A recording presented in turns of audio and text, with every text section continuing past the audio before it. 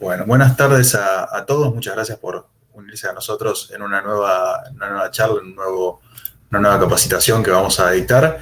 Hoy contamos nuevamente con la grata presencia de Leonel Zanotto, que no lo ven, pero está y nos va a comentar sobre el tema que veníamos hablando en la otra oportunidad, con lo que tiene que ver con la ley de impuesto a las ganancias, que decíamos que, bueno, con muchas cosas se iban a develar cuando esté la reglamentación. Bueno, ahora está la reglamentación y vamos a ver qué cambios introduce esto, ¿sí? Leonel es licenciado de Administración de Empresas y Contador Público de UADE, donde también es profesor adjunto de Introducción al Régimen Impositivo y también de la materia Impuestos 2. Actualmente es asociado de San Martín Suárez, Buenos Aires, coordinando la práctica de asesoramiento fiscal. Es miembro del equipo docente en Teoría y Técnica Impositiva 2 en la UBA y en comisiones de impuestos de diferentes cámaras empresariales. Así que están en muy buenas manos. Es una persona que ya nos demostró que nos puede contar de forma muy clara un tema tan complicado como es el impositivo. Bueno, por un tema de organización, nosotros vamos a dejar los micrófonos apagados. Una vez que Leonel termine con su exposición, vamos a tener un tiempito para preguntas. Las preguntas las pueden realizar o bien tocando en el dibujo de la manito que está abajo en el chat. Eso hace que a mí me avise que ustedes tienen una pregunta, le levantaron la mano, le habilitamos el audio y pueden hacerla verbalmente. Si no, otra posibilidad es escribirla en el chat y la vamos leyendo por orden para que Leonel pueda ir solucionando o sacando sus dudas, ¿sí?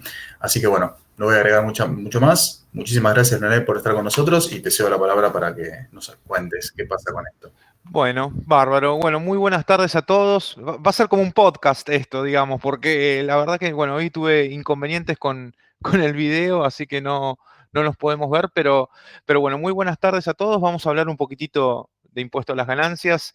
Como, antes que nada, agradecerle a Federico, a la gente de Mouret por la oportunidad y bueno, veremos cómo nos va en estos 40 minutos, digamos, vamos a ponerlo así, 40 o 45 minutos que vamos a estar hablando de este tema.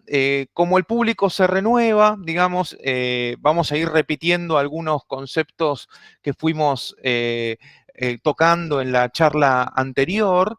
La idea del día de hoy es complementar esa primera charla que hemos tenido con la publicación que tuvimos del decreto 336 del 2021, que es la reglamentación del Poder Ejecutivo Nacional de la Ley 27617, que como ustedes todos saben es la reforma que ha tenido la Ley de Impuesto a las Ganancias en materia de tributación en empleados de relación de dependencia. Así que un poco la idea va a ser complementar esa charla que tuvimos al inicio y obviamente ponerle un poco de luz con algún ejemplo numérico. La realidad es que al día de hoy todavía tenemos pendiente la reglamentación por parte de la FIP, pero bueno, no queríamos dejar de acercarles a ustedes una primera interpretación de lo que entendemos que puede llegar a ser implementado respecto a esta nueva normativa. Y obviamente, como un poco hacer un poco de brainstorming, de catarsis y de compartir inquietudes y opiniones respecto al tema. Así que vamos a por ello, vamos a empezar. Bueno, un poco, a ver, las principales modificaciones que esta ley 27617 había abarcado, dijimos al principio, nuevas exenciones, ¿sí? Se ha modificado el artículo 26, incorporando dos exenciones nuevas, la de los famosos bonos por productividad o fallos de caja, eh, y el sueldo anual complementario, que también es una exención que contempla esta normativa. Y el piso de tributación para empleados en relación de dependencia, que como todos ustedes bien saben, son los famosos 150.000 pesos de sueldo bruto, ¿sí? Que este piso, este límite, también va a ser utilizado, o por lo menos en la misma reglamentación lo definen, para las exenciones del bono y del SAC. Vamos a ejemplificar y vamos a comentarlo esto un poco en detalle, pero esta, digamos, es el core del cambio, digamos, de esta normativa respecto a estos beneficios que van a tener los empleados en relación de dependencia. Y luego también se le incorporaron algunas cuestiones respecto a deducciones en las cargas de familia, ¿sí? Algunas deducciones generales que se han incorporado, y el incremento para la deducción específica para jubilados, que pasa de 6 a 8 salarios mínimos vitales y móviles. Eso sería un poco el resumen, por así decirlo, en 2 palabras, de cuáles fueron los cambios de esta normativa, ¿sí? Nos vamos a ir metiendo, obviamente le vamos a dedicar más tiempo al más importante, ¿sí? Que es el tema del famoso piso de tributación de los 150.000, y con algunas salvedades y respuestas que nos ha dado el reglamento, este decreto, y algunas que todavía no tienen respuesta. Algunas que aún digamos, el Poder Ejecutivo le pasó la papa caliente o la pelota a la FIP, ¿no? Para poder ser respondido. Así que veremos qué es lo que reglamenta la FIP al respecto. Bien, entonces, entrando en el tema, tal vez el core del cambio, el famoso piso para tributar, recordamos, ¿sí? Hacemos un refresh de lo que charlamos en la última vez. Sueldos, el beneficio alcanza a quienes tengan sueldos brutos de hasta 150.000 pesos brutos mensuales, ¿sí? No se computa dentro de este límite, lo único que no se computa es el SAC. Ahora vamos a ver que la reglamentación hizo aclaraciones respecto a esto. Se incrementa, no es una exención este piso, sino que lo que hace es incrementarse la deducción especial de los empleados en relación de dependencia a una renta que sea equivalente a 0, ¿sí? Es decir, en la técnica legislativa obviamente termina siendo lo mismo, se termina no tributando, pero en la mecánica o la técnica que se utilizó fue la elevación, ¿sí? El incremento de esta deducción especial. Y por último, el tema de evitar el salto al vacío, ¿no? Esto de, ¿qué pasa si me paso un pesito de los 150.000? Bueno, la propia ley le da una facultad al Poder Ejecutivo de amenguar, ¿sí? Anestesiar ese salto al vacío para un rango de sueldos brutos de entre 150 y 173.000 pesos de sueldo bruto mensual, ¿sí?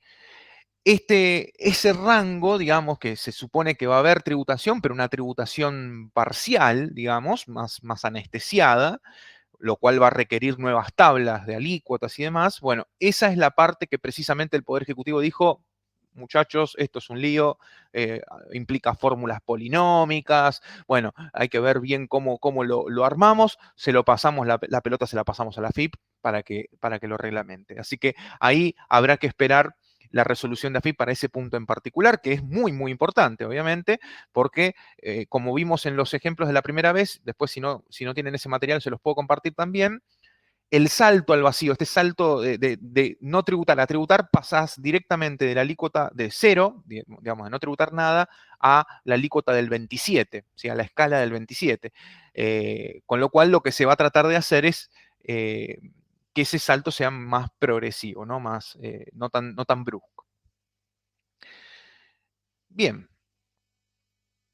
Entonces, algunas pocas precisiones que ya estaban en la ley, ¿sí?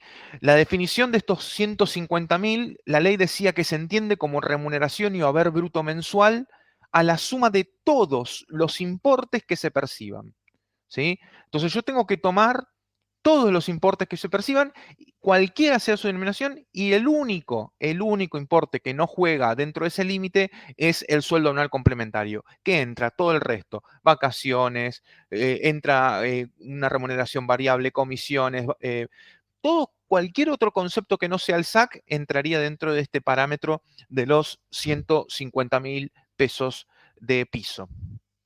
Y obviamente se le delegaba la facultad al Poder Ejecutivo Nacional de actualizar ese valor.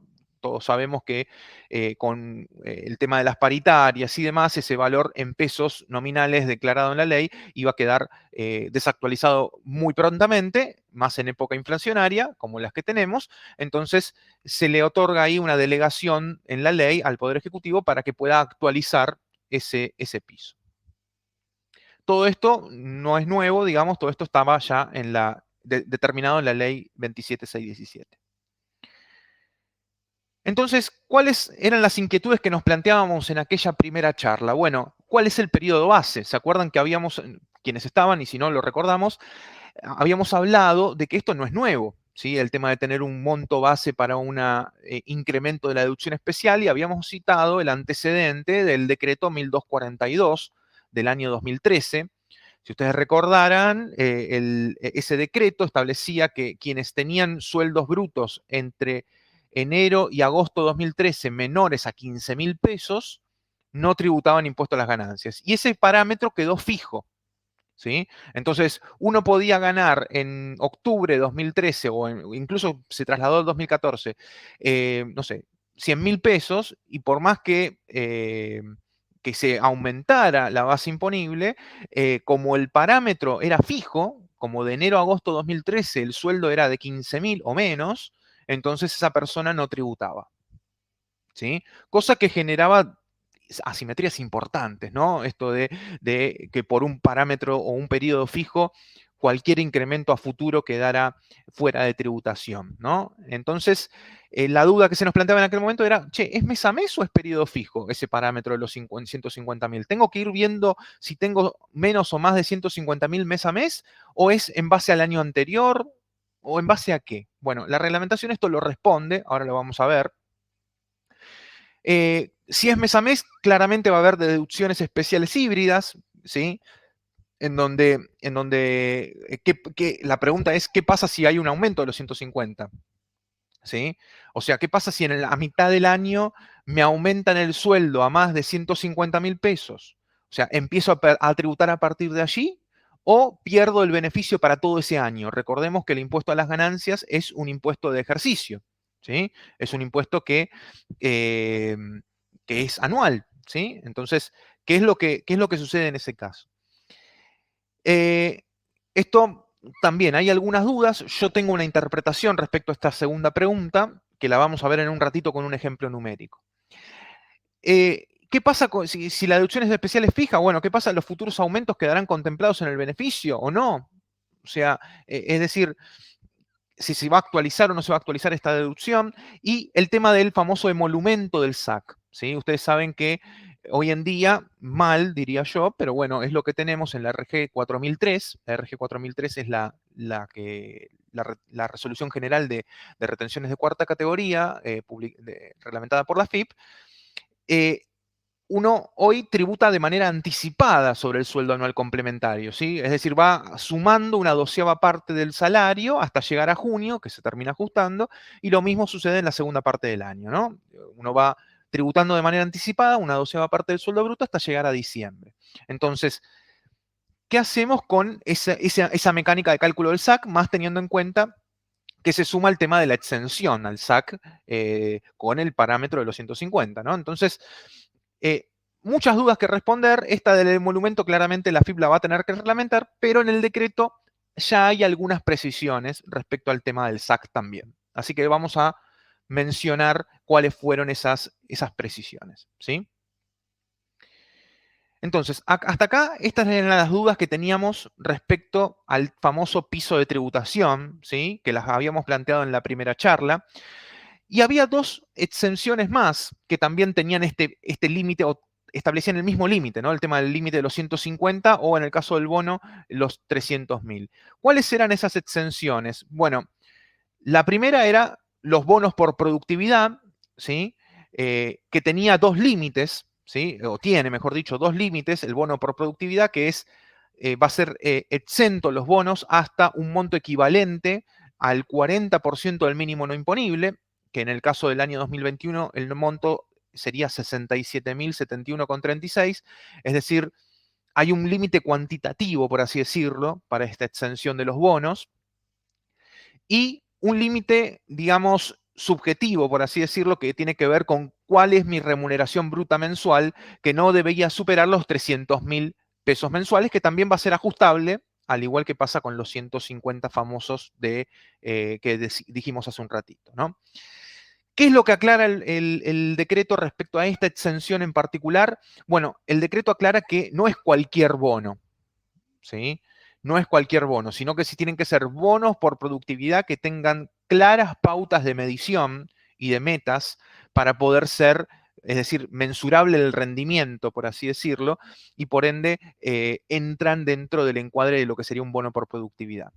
De hecho, la ley, el decreto, mejor dicho, excluye del beneficio a los bonos por destajo, ¿sí? Cosa que discutible también si ahí no entraría el concepto de productividad también, más allá de que sea por cantidades.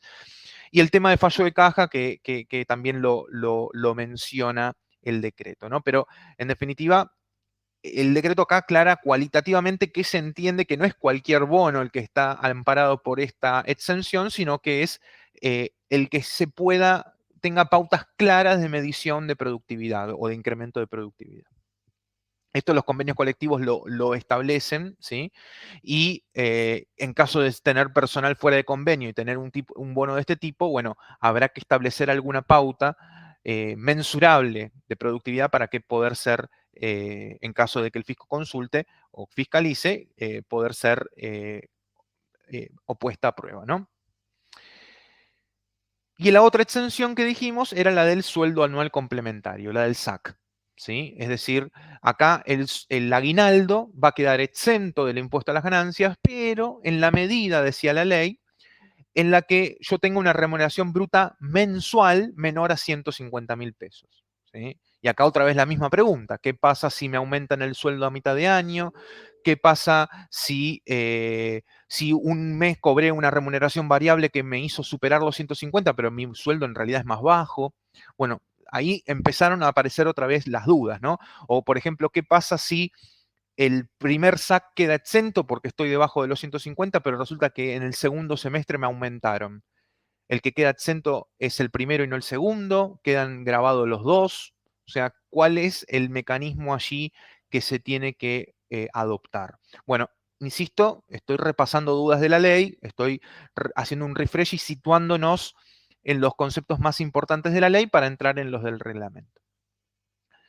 Entonces, si uno quisiera resumir de alguna manera los beneficios más importantes que están acá establecidos en esta ley, y después nos vamos a meter sobre el final brevemente en los otros, diríamos que los 4 beneficios más grandes que estaban pendientes de reglamentación era el tema del piso, famoso el tema de la no tributación de los sueldos, ¿sí?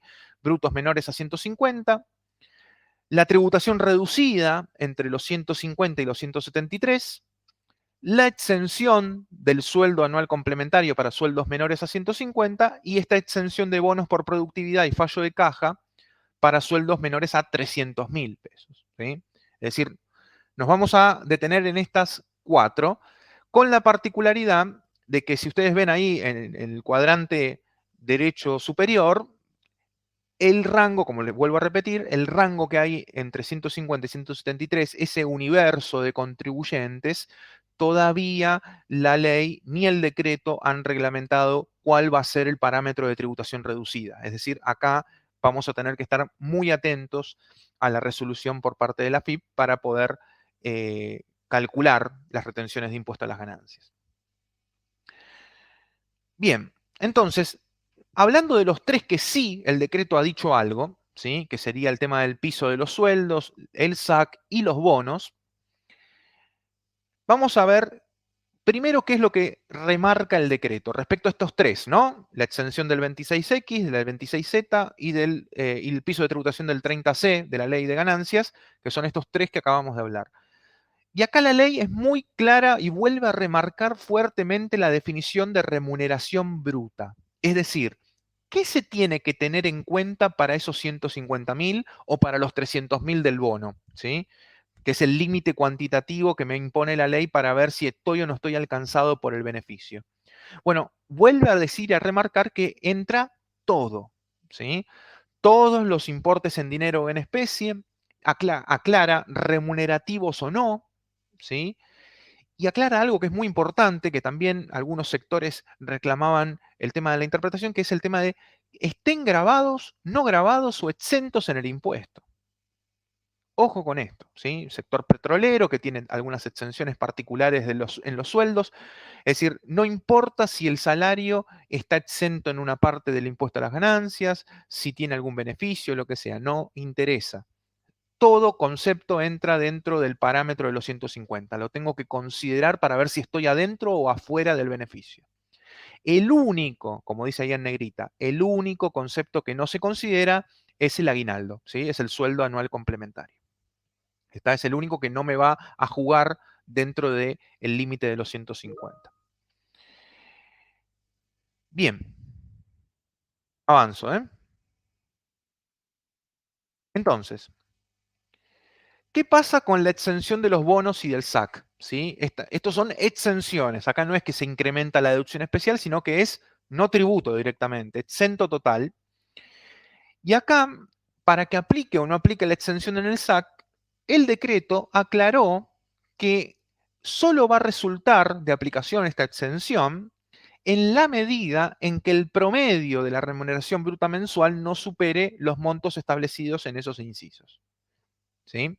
Es decir, acá el decreto fue más salomónico y dio una solución bastante concreta respecto al SAC. Es decir, si yo tengo el sueldo bruto de 140 en el mes 1, estoy claramente 140, 140, 140, claramente cuando llegue junio el SAC mío va a estar exento. Ahí no hay dudas. ¿Sí?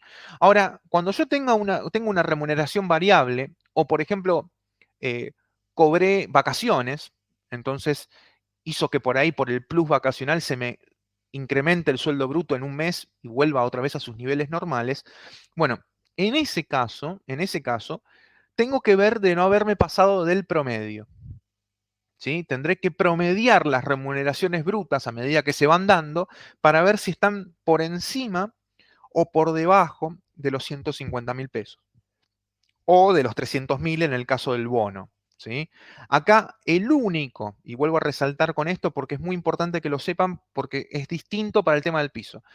En el caso de los bonos y del SAC, el único parámetro que tenemos que considerar es el promedio de la remuneración bruta mensual.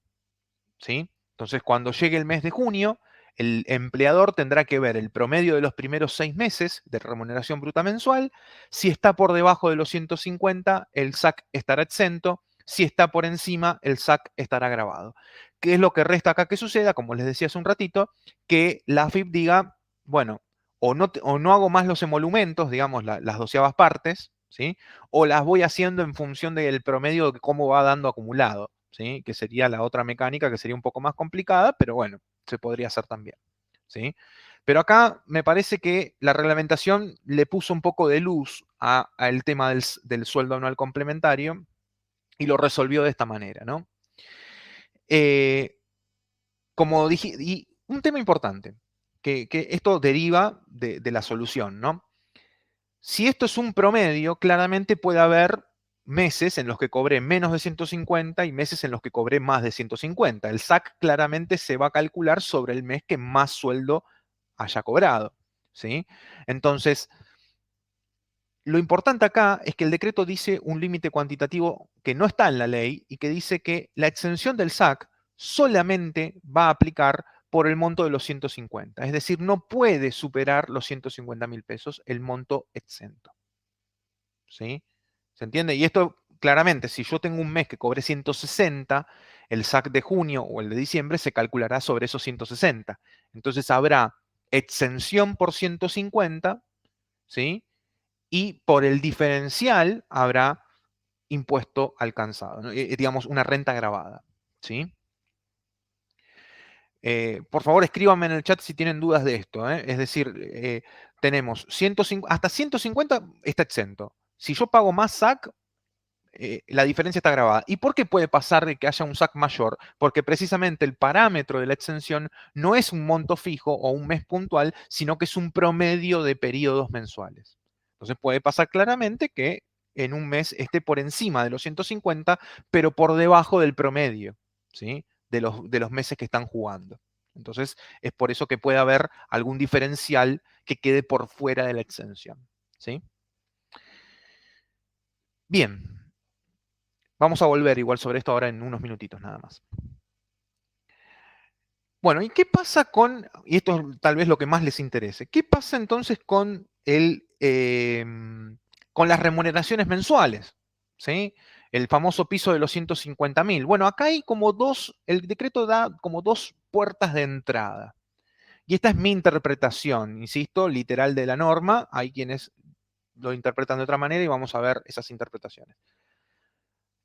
Hay una primera puerta que dice que el incremento de la deducción especial deberá computarse, dice, en cada periodo mensual, en el que la remuneración bruta no exceda el importe establecido. Es decir, a la primera pregunta de si era un periodo fijo o era mes a mes, la respuesta es mes a mes. ¿Sí? Es decir, yo tengo que ver, en el mes 1 tengo menos de 150, listo, aplico el incremento de la deducción especial. En el mes 2 supera y pareciera ser que ahí no aplica. ¿Sí? Y en el mes 3, bueno, y así, por cada periodo mensual. Ahora bien, hay una segunda puerta de entrada que es, por eso dice también, y lo resalto en negrita el tema del también, porque fíjense que con el SAC y con el bono, la única puerta de entrada era el promedio. Acá, como segunda puerta de entrada, el decreto me dice también será de aplicación si el promedio de las remuneraciones brutas es menor o igual a 150. Es decir, por ahí un mes me paso de los 150, pero el decreto me dice, bueno, pero pará, no te preocupes. Si te pasaste un mes de los 150, veamos el promedio. Veamos el promedio para ver si a pesar de ello vos igual no deberías estar dentro del beneficio. ¿Sí? Es como que hay un doble parámetro acá para acceder al beneficio de la no tributación del sueldo mensual. ¿Sí? Eh, bien, entonces, ¿qué es lo que, como dijimos hace un rato, lo que todavía está pendiente es la deducción parcial, ¿no? Esta tributación reducida para el universo de entre 150 y 173, ¿sí? Así que por ahora, en los ejemplos numéricos que vamos a ver ahora en acto seguido, hagan de cuenta que todavía eso no está, ¿no? Entonces, claramente acá el salto entre tributar y no tributar va a ser irme directo a la escala del 19 o a la del 27, ¿no? Que era lo que sucedía que yo les mostraba la vez anterior. Entonces, vamos a olvidarnos por un segundo de esta tabla anestesiada, que claramente no la tenemos, entonces no podemos meter un ejemplo numérico, y vamos a pensar en el tema de si entro o no entro en el beneficio de no tributar. ¿Estoy dentro del grupo selecto de los que están por debajo de 150 o no? O sea, ¿estoy o no estoy adentro del beneficio? Entonces, partiendo de esa pregunta, vamos a este primer ejemplo. ¿Sí? Insisto, es una interpretación del decreto. Hay que ver qué es lo que dice la resolución de la FIP. ¿Sí? Entonces, vamos a ver qué es lo que dice. Fíjense, supongamos un año cualquiera, el mes 1. ¿Sí? Yo le puse enero, pero vamos a poner el mes 1 del año 2021. Entonces tenemos un sueldo bruto, fíjense, de 145.000 pesos, que claramente está por debajo de los 150, entonces tengo, además de la ganancia no imponible y de la deducción especial normal de ese mes, una deducción especial incrementada, es decir, un valor que se incrementa que hace que la base imponible sea cero. Ahí claramente estoy debajo, es el primer mes del año, no pasa nada. ¿Está? Ahora vamos al mes 2. Yo tengo que acumular, ¿sí? Tengo que sumar de nuevo. Y resulta que el sueldo percibido en el mes 2, porque tengo una remuneración variable y bueno, va cambiando todos los meses, tengo comisiones, por ejemplo, soy un vendedor, en lugar de ser de 145 brutos, fue de 153. ¿Sí? Me pasé 3.000 pesos del límite. Claramente en el mes 2, si me voy al parámetro mes a mes, me pasé. ¿Sí? Me fui de largo. Pero ¿qué me dice la norma? Vamos a la puerta 2, vamos a la segunda posible alternativa para que te salves. Bueno, veamos el promedio. Veamos el promedio de las remuneraciones brutas hasta ese momento y en función de eso vemos si te pasaste o no. Y si ustedes ven en la línea de abajo, yo calculé el promedio acumulado. Y el promedio hasta ahí era 149, ¿sí? En la última línea de la columna del medio. Entonces, como el promedio hasta ahí es 149.000 brutos, no estoy por debajo de los 150, a pesar de haber superado el sueldo del mes 2, los 150, sigo gozando el beneficio. Entonces, ahí marqué en naranja la deducción que la sigo aplicando. ¿Sí? Y esto lo estableció el decreto, lo aclaró el decreto, no estaba en la ley. ¿Sí? El tema del uso del promedio. En el mes 3, bueno, vuelve a bajar, ahí no pasa nada, sigo estando debajo de los 150 para el parámetro mensual y el promedio encima bajó, el promedio ahí me dio 142.666,67, así que sigo aplicando el beneficio, esta persona no tributó en ninguno de los 3 meses. ¿Está? Por favor, escríbanme dudas si tienen alguna consulta en el chat, ¿sí? que ya veo que hay algunas consultas que las vamos a ir tocando sobre el final, vamos a ir volviendo, ¿sí? Avanzo. Entonces, hasta acá el caso 1. Un señor que tenía comisiones, remuneraciones variables y fue variando su sueldo, pero siempre se mantuvo dentro de los parámetros del decreto. O el mes en el que cobraba estaba debajo de 150 o cuando lo superaba el promedio estaba por debajo. Entonces, siempre aplicaba el beneficio.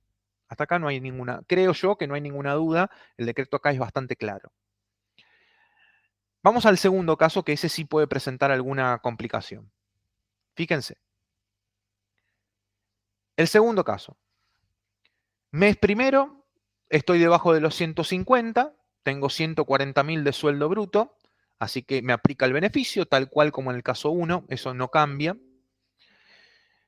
Mes 2, en la columna del medio, tengo un sueldo también de 140, estoy debajo de los 150, el promedio me sigue dando lo mismo que el mes pasado, me sigue aplicando el beneficio. Fíjense que ahí estoy acumulando las deducciones, ya estoy haciendo el cálculo de la retención acumulada, como dice la RG 4003.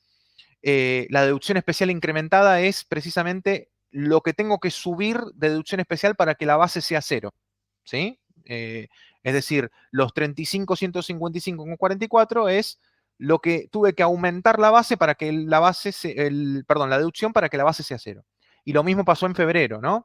El tema de, ahora en febrero tengo el sueldo de febrero y el de enero todo acumulado, ¿no? Entonces, tuve que incrementar 70.310,88 la deducción para que la base sea cero. ¿Y por qué lo hice? Y porque tanto en enero como en febrero el sueldo fue menor a 150. Y el promedio también daba menor a 150, de hecho es el mismo sueldo. ¿Qué pasa en el mes 3? ¿Qué pasa en el mes 3? En el mes 3 me aplican un aumento del 30% sobre el salario, ¿sí? Entonces el sueldo de 140 se va a 182 bruto, ¿no? Y ahí es donde se complica, porque fíjense que por el parámetro del mes común, digamos, esa persona está cobrando más de 150, así que claramente está por fuera del beneficio por esa puerta 1.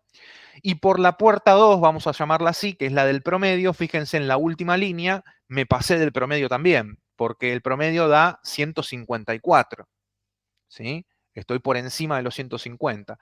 Entonces esta persona, a la luz del decreto, no entra por ninguna de las dos puertas del beneficio, entonces tiene que empezar a tributar. ¿Cuál es la duda que no responde el decreto y por eso la marco en naranja? ¿Tiene que tributar a partir de ese mes? ¿O ya perdió el beneficio para todo ese ejercicio fiscal anual y tiene que tributar todo? ¿Sí? Imagínense una persona que le aumentan el sueldo en diciembre y que por diciembre el promedio se queda fuera con el promedio en el mes de diciembre, recién en el último mes. En ese último mes vamos a aplicarle una retención brutal para poder tributar todo lo que no tributó en el año y probablemente en ese caso me quede con una imposibilidad de retención porque no me alcance el sueldo de diciembre para poder sacarle todo ese dinero.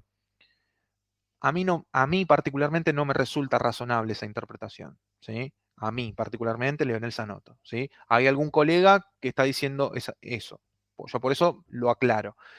Esto lo va a desempatar la FIP, ¿no? La resolución de la FIP es la que va a desempatar y va a decir cómo se va a aplicar. No queda muy claro esto de la lectura del decreto, pero mi interpretación, por lo menos teniendo en cuenta que están estas dos puertas de entrada, es que bajo mi punto de vista, la tributación se va a dar a partir del mes en el que yo me pasé, ¿sí?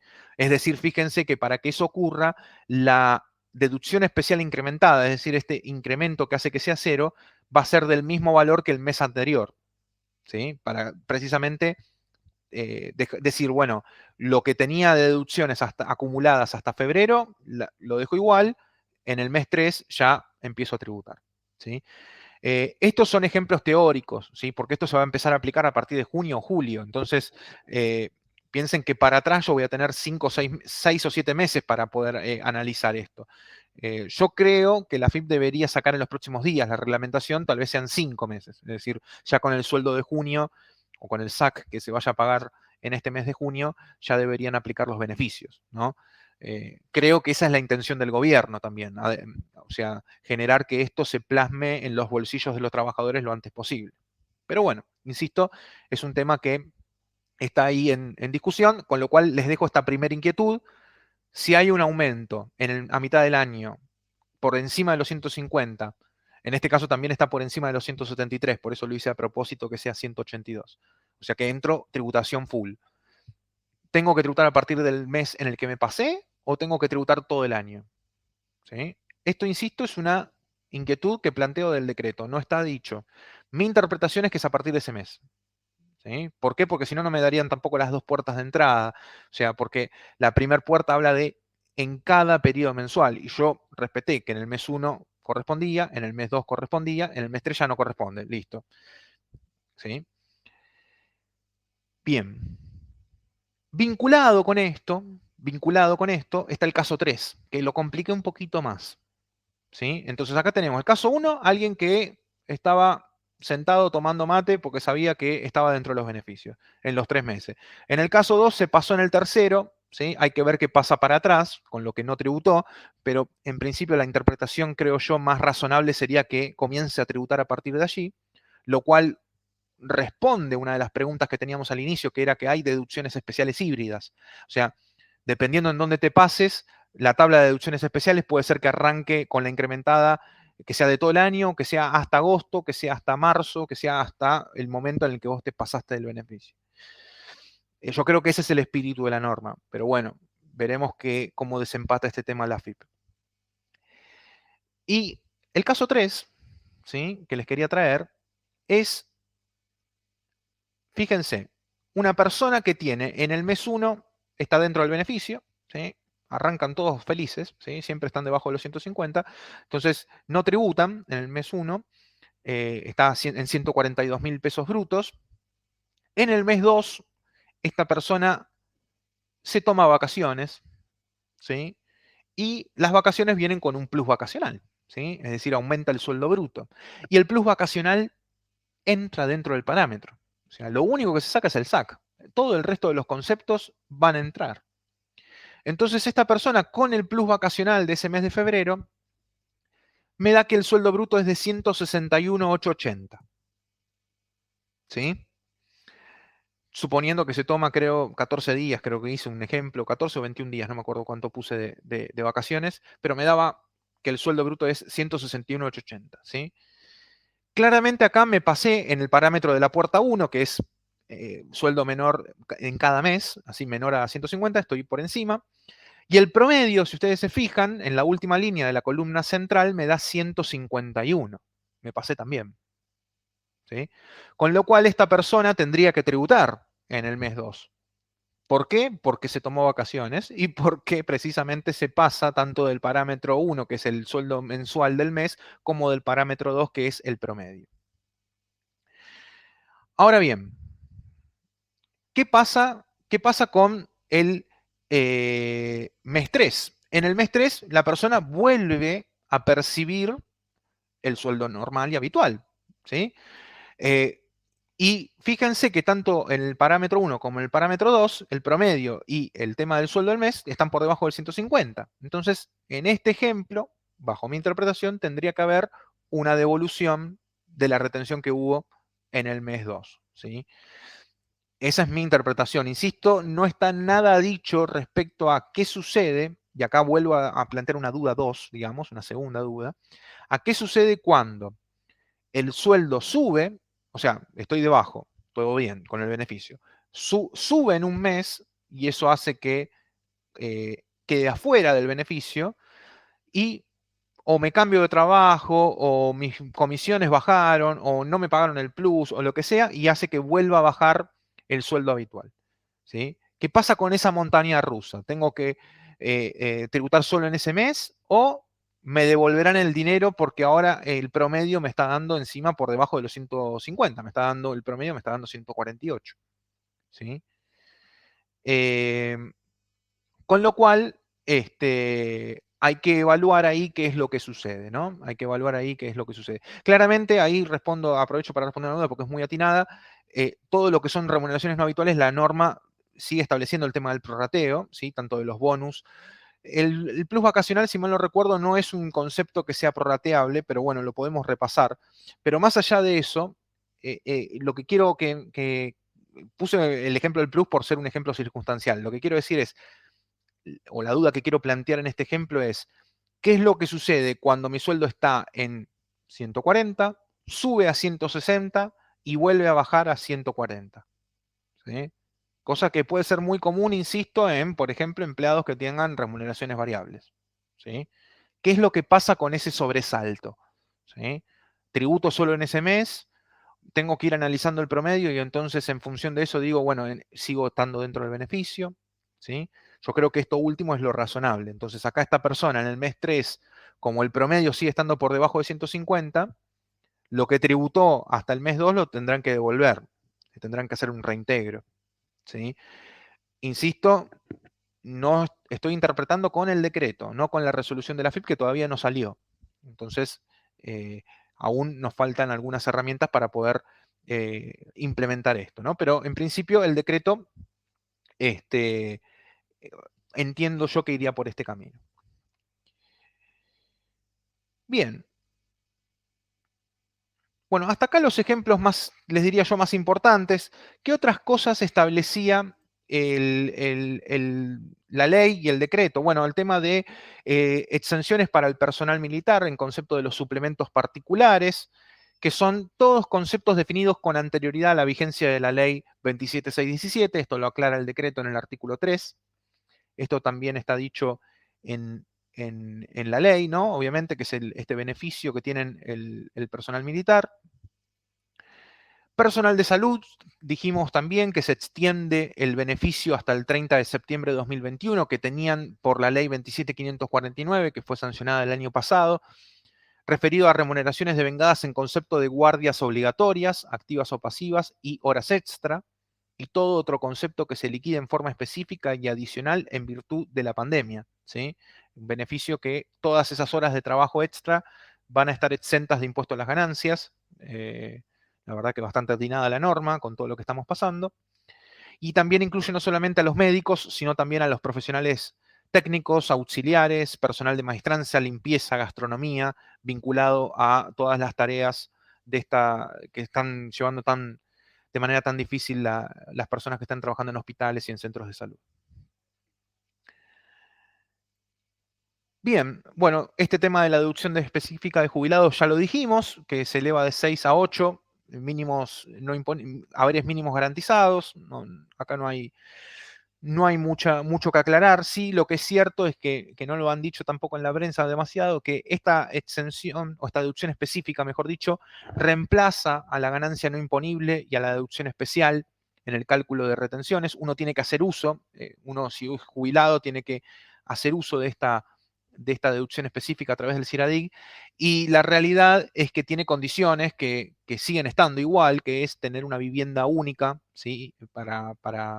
Digamos, no debería estar tributando bienes personales, ¿sí? No debe tener más de una vivienda para poder alcanzarse a este beneficio, ¿sí? Si una persona ya tributa bienes personales, ya queda afuera de este beneficio.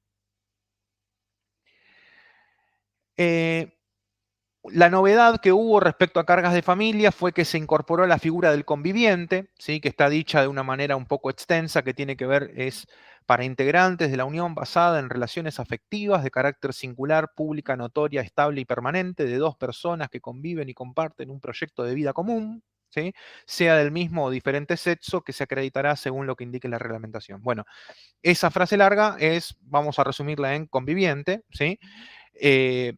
Entonces, se admite ahora la deducción del conviviente como carga de familia, claramente con los mismos parámetros que tenían las cargas de familia, no pueden ganar más que el mínimo no imponible, deben ser residentes del país, es decir, tienen que tener más de 6 meses en la Argentina, como mínimo, para poder ser carga de familia en el año.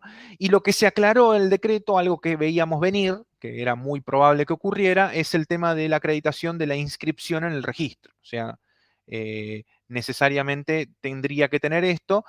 El decreto igual también aclara la posibilidad de no tener esa inscripción, pero ahí es donde se empieza a complicar, porque ¿de qué manera voy a acreditar yo la convivencia? Bueno, tendré dos facturas con cotitulares. Bueno, habrá que ver de qué forma puedo acreditar yo, a pesar de no tener el acta de registro de convivencia, digamos, estoy conviviendo con alguien. Insisto, creo que lo más práctico sería ir al registro civil, sacar turnos, sacar el acta de convivencia y se acabó la historia, ¿no? Eh, pero bueno, hay gente que es media reacia a eso también, pero bueno, insisto. Para estar tranquilos con la deducción es lo mejor. Bueno, después, respecto a cargas de familia, hablaba el decreto, hablaba la ley, que el tema de que se duplica para lo que es incapacidad para el trabajo, ¿sí? Tanto de hijos, hijas, hijastro, hijastra. El decreto lo que hace es aclarar lo mismo que estaba antes, que es que el incremento aplica cualquiera sea la edad de tu hijo o tu hija. Si está con el certificado de incapacidad para el trabajo, no hay límite de edad. Recuerden que los límites de edad de las cargas de familia es hasta 18 años para hijo. Pero, insisto, con esta particularidad, si son incapacitados para el trabajo, ese límite de edad no aplica.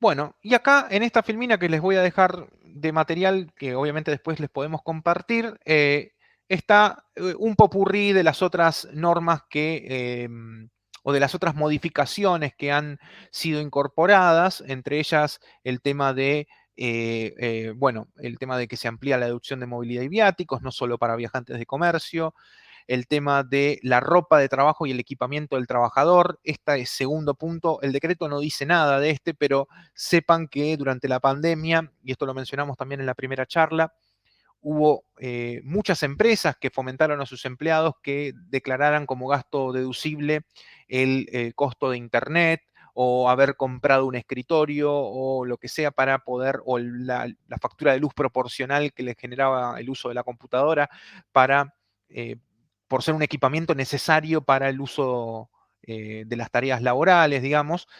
Que ahí habla la ley de uso exclusivo en el lugar de trabajo. Lo que pasa es que ahora el lugar de trabajo es la casa de uno, entonces ahí se generaba la controversia de en qué proporción la factura de Internet está generada o está consumida para eh, tareas laborales.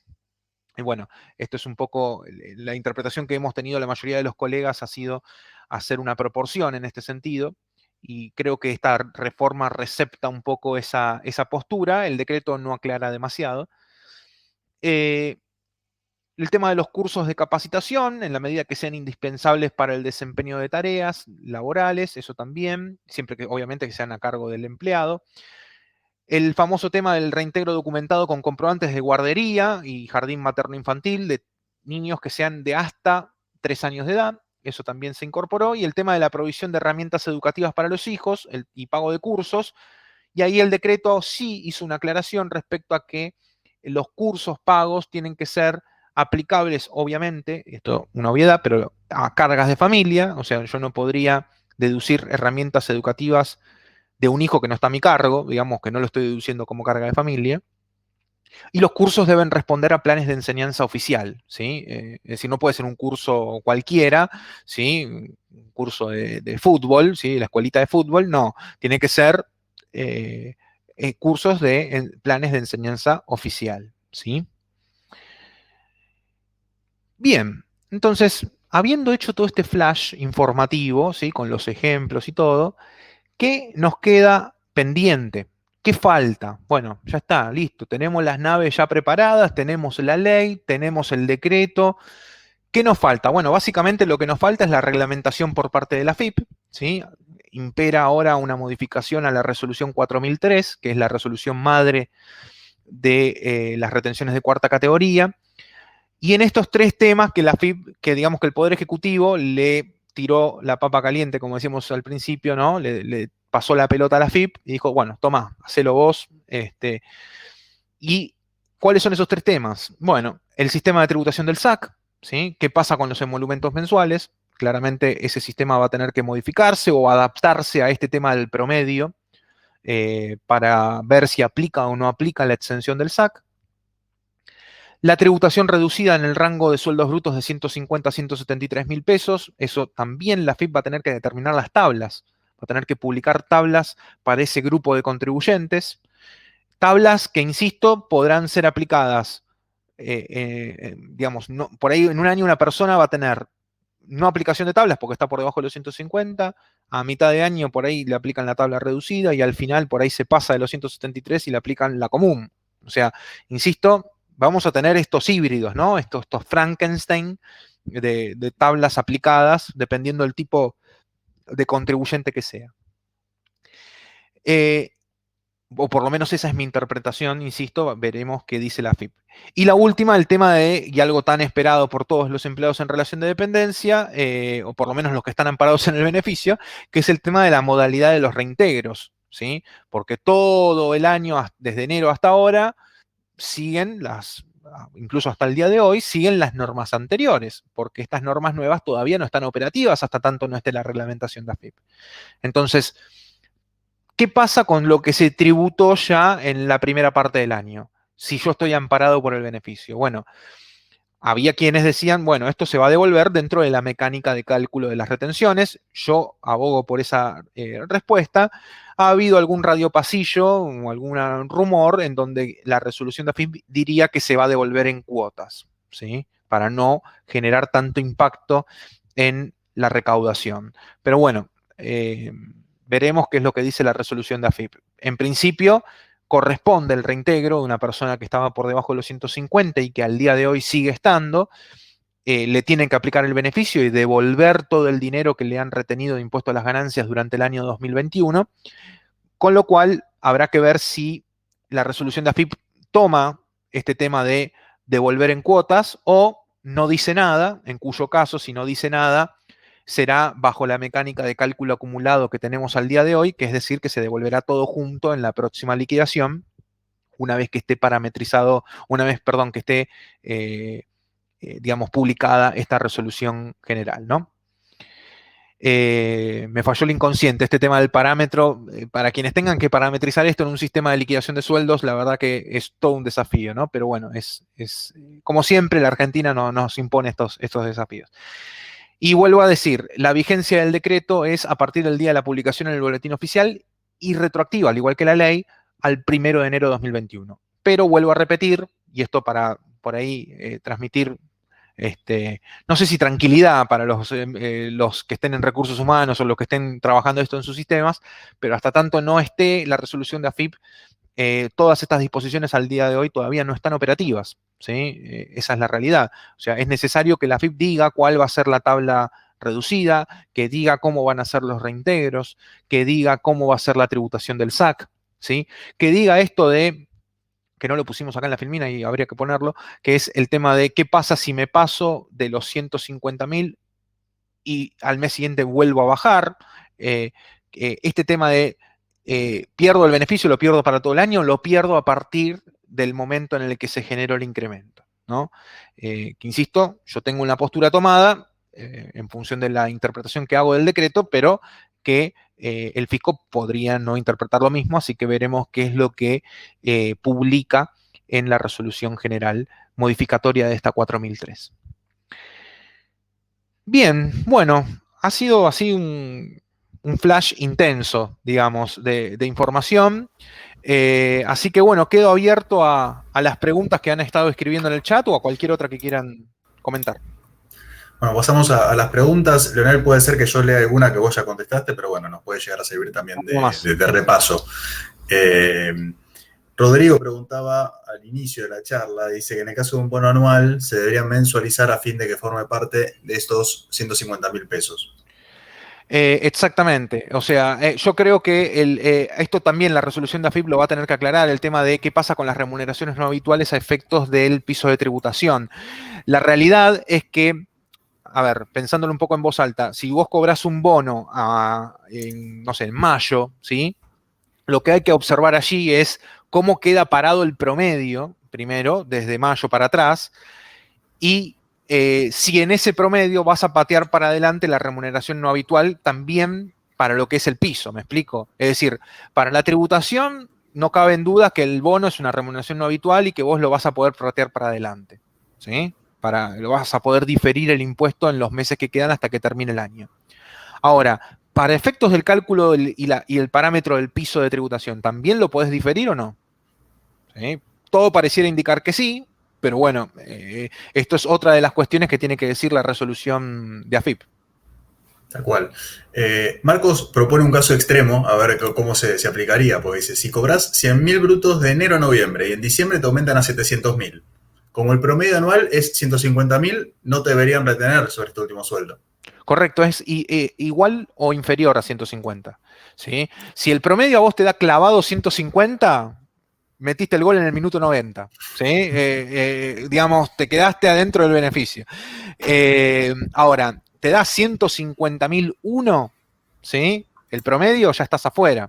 Entonces, a ver, trasladando o tomando ese ejemplo extremo, si vos venías con un sueldo bruto de 100.000 todos los meses, venías adentro del beneficio. Ahora, en el mes de diciembre te hicieron un aumento de 800.000, ¿sí?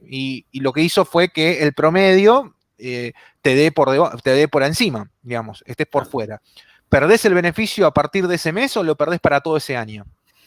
Esa es la duda, ¿no? Insisto, mi interpretación es que lo perdés a partir de ese mes, eventualmente. No en todo el año, porque entro en el parámetro de cada mes, ¿sí? Que sería lo que yo llamaba la puerta 1 del beneficio. O sea, Claro. no entro por el promedio, pero si entro por cada mes me tenés que respetar el beneficio que yo fui gozando, ¿no? Veremos qué dice la FIP. Acá Carla hace una pregunta con respecto al caso 2. A ver, vamos al caso 2. Dice, ¿la persona que empieza a tributar perdería el beneficio de devolución de los meses en los cuales cobró menos de 150.000? La persona que empieza a tributar acá perdería el beneficio de devolución de los meses en los que cobró menos de 150. A ver, yo creo que no. ¿Sí? Creo que no. O sea, insisto, vuelvo a repetir el parámetro que tiene que establecer la resolución de AFIP. El beneficio lo pierdo a partir de que se generó el incremento salarial que me dejó afuera, o lo pierdo para todo el año, independientemente de cuándo haya sido ese incremento. ¿Sí? Si la respuesta es lo pierdo a partir del mes que generó el incremento, yo tendría acá 2 meses exentos, o sea, 2 meses sin tributación, y el resto tributaría. O sea, tendría que tener el reintegro de esos 2 meses. Si la respuesta es no, es ejercicio anual, la verdad que si yo ya en un mes me pasé, listo, todo ese año queda fuera del beneficio. Entonces ahí sí perdería el beneficio, ¿no? Perdería el beneficio y también perdería la posibilidad de obtener el reintegro de esos meses, ¿no? Claro. Débora pregunta, ¿qué se entiende por herramientas educativas para los hijos? Herramientas educativas para los hijos puede ser, por ejemplo, hoy una computadora que tengas que comprarle para poder, digamos, para poder asistir a los cursos, ¿no? Asistir a las clases por Zoom. Pero también puede ser útiles escolares. La ley en realidad habla de...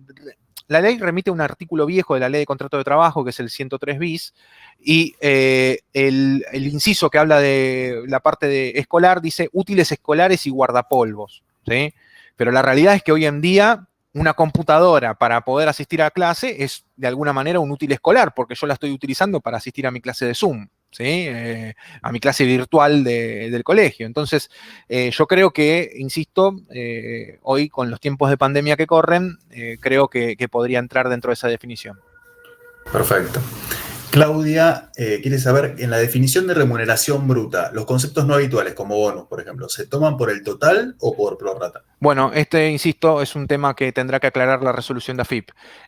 A mí me da la sensación de que tendrían que ser por prorrateo, si es que siempre que en la medida que yo haya hecho ese prorrateo hacia adelante, ese diferimiento a efectos del cálculo de la retención. ¿Se entiende? Es decir, como que la remuneración bruta que yo tendría que observar es la remuneración imponible de ese mes, ¿sí? En el cálculo. Entonces, si yo generé un prorrateo para adelante, bueno, se sumará un pedazo de bono, una porción de bono en cada mes a futuro hasta diciembre.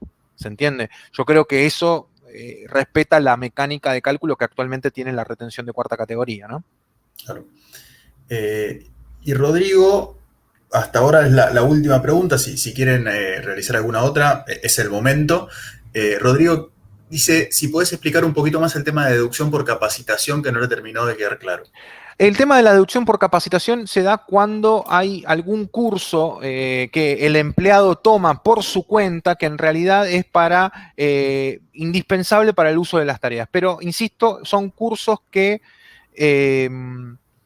digamos, que están a cargo del trabajador, ¿no? Y que en el caso de que el empleador lo pague, entran como sueldo bruto y se descuentan como gasto. Es decir, si hay un concepto en el recibo de sueldo que es el curso de capacitación que te pagaron a vos para, no sé, me pagaron, no sé, un curso, un posgrado para poder asesorarlos a ustedes en impuestos a las ganancias. Bueno, ese curso, que es necesario, indispensable para el desempeño de mis tareas, estaría excluido de tributación de ganancias, a pesar de que, insisto, es como un beneficio social, digamos, es como un beneficio que me paga el empleador. Pero, insisto, tiene que ser no cualquier curso, tiene que ser un curso es indispensable para el desempeño de las tareas del trabajador. Claro. Bien, vamos a ir con las últimas dos. Martín dice, ¿el decreto considera para la base de los 150.000 las remuneraciones en especie? Habrá que valorizarlas monetariamente, ¿verdad? Correcto, sí. El decreto, fíjense la definición que tienen acá en el material, que después se los podemos hacer llegar. La definición de remuneración bruta abarca no solo a la remuneración en dinero, sino también en especie, abarca a conceptos remuneratorios o no a los fines del SIPA, abarca también conceptos grabados, no grabados y exentos en el impuesto a las ganancias. O sea, la respuesta es, abarca absolutamente todo salvo el SAC. ¿Sí? Okay. Esa es la respuesta. Así que Bien. sí, la respuesta es que sí, hay que valorizar esa remuneración en especie. Bueno, y vamos con la última pregunta de Claudia, que dice, a partir de la suspensión de la ley de teletrabajo, mientras dura la emergencia sanitaria, ¿no? Por considerar una situación de excepción, ¿son viables las deducciones de Internet o equipamiento? Y a mi juicio sí, yo creo que sí, que es la misma interpretación que le dábamos varios dos colegas al tema de el trabajo en pandemia durante el año 2020. Eh, el problema que generan esas deducciones de equipamiento o gastos de Internet es el tema de las proporciones, ¿no? Cómo yo demuestro que de la factura de Internet que yo pago todos los meses, cuánto corresponde al uso laboral y cuánto corresponde al uso particular, ¿no?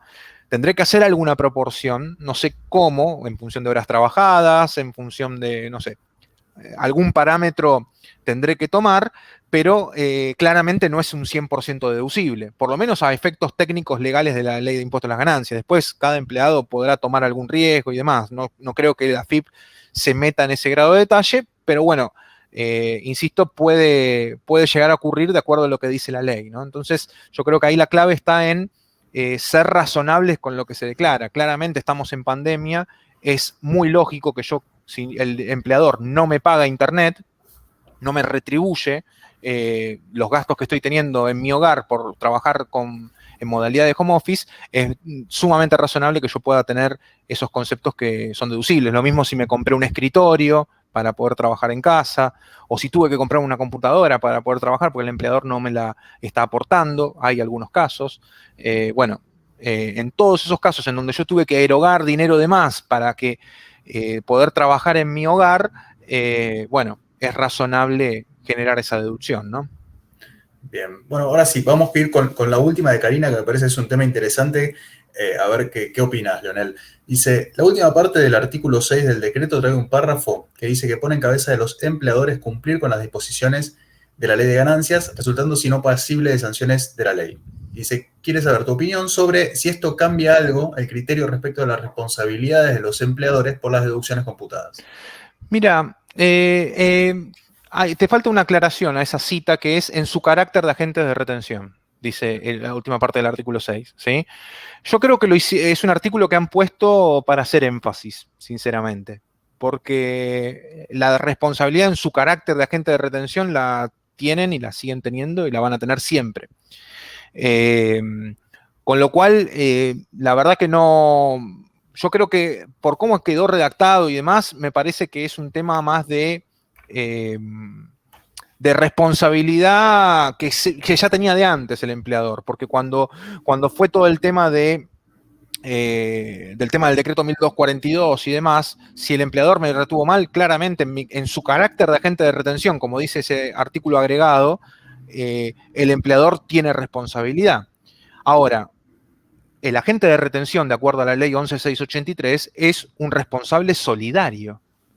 Es decir, no es el único sujeto obligado a pagar la materia tributaria. El agente de retención es uno de los sujetos, pero es solidario con el contribuyente principal. Entonces, el fisco podría venir a reclamar la diferencia de impuesto tanto al empleado como al empleador. ¿Sí? De hecho, a ver, en los casos que se están dando hoy en día, por ahí lo más común hoy en día es ver casos de personas que no declaran el pluriempleo. ¿Sí? Tienen 2 trabajos, el pluriempleo, recuerden, CIRADIC 572 web, yo declaro que tengo otro trabajo y me tendrían que, el empleador que más me paga me debería sumar el sueldo del otro empleador, ¿no? Es decir, es el único caso en donde el CIRADIC hace que pague más impuesto en lugar de menos, ¿no? Por eso muchos no lo hacen, o por lo menos lo he escuchado. Y en ese caso, ahí hay una doble responsabilidad. Pero ¿qué pasa? El agente de retención, ahí, ¿cuál es la carta que tiene? Tiene una declaración jurada del contribuyente principal en el que le dice, che, no tengo otro trabajo, estas son mis deducciones, nada más. Entonces el agente de retención tiene una herramienta ahí para defenderse y bueno, y ahí claramente el que está jugado es el empleado, ¿no? El contribuyente principal, ¿no? Acá, el empleado no tiene que informar nada en el CIRADIC para esto. No es que le tiene que decir al empleador, che, tengo un sueldo menor a 150, aplícame la deducción especial. No. Es un cálculo que es responsabilidad 100% del empleador, ¿sí? Como agente de retención, como lo eran los cálculos antes y como lo serán después. Entonces, insisto, acá, a diferencia de ese caso de pluriempleo, yo creo que el agente de retención está, digamos, tiene más elementos para, digamos, para que el día de mañana, frente a alguna diferencia, le reclamen al agente y no le reclamen al empleado, ¿sí? Insisto, ambos son solidarios, ¿no? Quiero resaltar esto. Bien. Bueno, están todos agradeciendo, todos felicitándote por la clara de toda tu exposición. Yo también te agradezco realmente. Se nota cuando una persona conoce de un tema, sobre todo tan espinoso como este. Y también les quiero agradecer a todos los que se conectaron. Gracias por acompañarnos una vez más en nuestras charlas. Les pedimos que estén atentos a nuestro canal de YouTube para cuando se cargue esta charla y el resto de las charlas. También, bueno, al blog de noticias que tiene el estudio. Sin más que agregar, Leonel, te cedo la palabra para que hagas cualquier comentario final, te despidas. Sí, ahí había un comentario último en el chat que me parece muy bueno, atinado al último comentario que hice, que es, recuerden que las empresas que no retengan correctamente o que no retengan, tienen como, el fisco tiene la facultad de impugnar el gasto, con lo cual yo creo que probablemente algún temita venga por ese lado, si es que hay algún error, ¿no? Claro. Pero bueno, sería un caso extremo. Pero bueno, aprovecho a Federico y al resto para saludarlos, para decirles, bueno, obviamente que se cuiden mucho y bueno, muchas gracias por estos momentos de poder hacer catarsis impositiva y bueno, nos veremos en cualquier momento. Sí, hasta que la FIP saque la resolución general y ahí... Claro, veremos, o en cualquier momento alguna sorpresa por ahí nos va a traer. Bueno, muchísimas gracias, Leonel, muchas gracias a todos y bueno, nos vemos en la próxima. Un abrazo grande a todos. Hasta luego.